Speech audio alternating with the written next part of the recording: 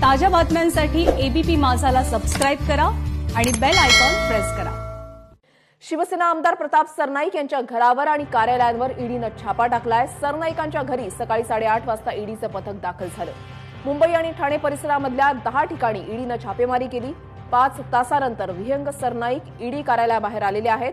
Top ग्रुपशी संबंधित व्यवहारांसाठी ईडीने हा छापा टाकल्याची माहिती सूत्रांकडून मिळतेय। दरम्यान ईडीचा छापा पडल्यानंतर मुंबई बाहेर असलेले प्रताप सरनाईक हे तातडीने मुंबईमध्ये दाखल झालेत। मुंबईमध्ये आल्यावर त्यांनी शिवसेना खासदार संजय राऊत यांची सुद्धा भेट घेतली आहे। अर्णब गोस्वामी प्रकरण, कंगना राणावत प्रकरणामध्ये प्रताप सरनाईक यांनी भाजपला थारेवर धरलं होतं। त्यामुळे प्रताप सरनाईक यांचा आवाज दाबण्यासाठीच ही कारवाई केल्याचा आरोप केला जातोय।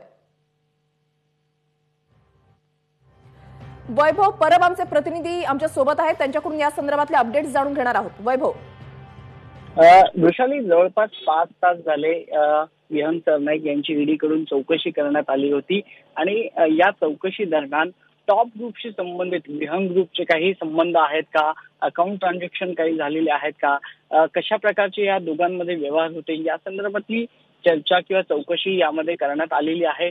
विहंग सरनाईक नुकतेच ईडी कार्यालयाच्या बाहेर आलेले आहेत आणि त्यानंतर त्यांनी माध्यमांशी बोलण्यास नकार दिलेला आहे। परंतु एकंदरीत आपण जर पाहिलं तर या चौकशीमुळे म्हणजे त्यांना ताब्यात घेतल्यामुळे शिवसेनेचे सगळे नेते आक्रमक झालेले आपल्याला पाहायला मिळाले आणि त्यानंतर कुठेतरी एक वेगळ्या पद्धतीचं राजकारण आहे ते रंगू लागलं होतं। कारण का याआधी प्रताप सरनाईक यांनी कंगना राणावत असेल, अर्णब गोस्वामी असेल किंवा या संदर्भातले वेगवेगळ्या भाजपच्या विधानांवर प्रत्येक वेळी समाचार घेतलेला होता आणि त्यामुळेच कुठेतरी ही सूडबुद्धीने कारवाई केली जाते अशा पद्धतीचं वक्तव्य हे शिवसेनेकडून करण्यात आलेलं होतं।